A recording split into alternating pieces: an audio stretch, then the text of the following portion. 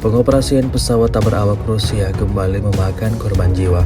Kali ini, 2 orang tentara Ukraina harus kehilangan nyawa imbas dari serangan UAV pasukan Moskow.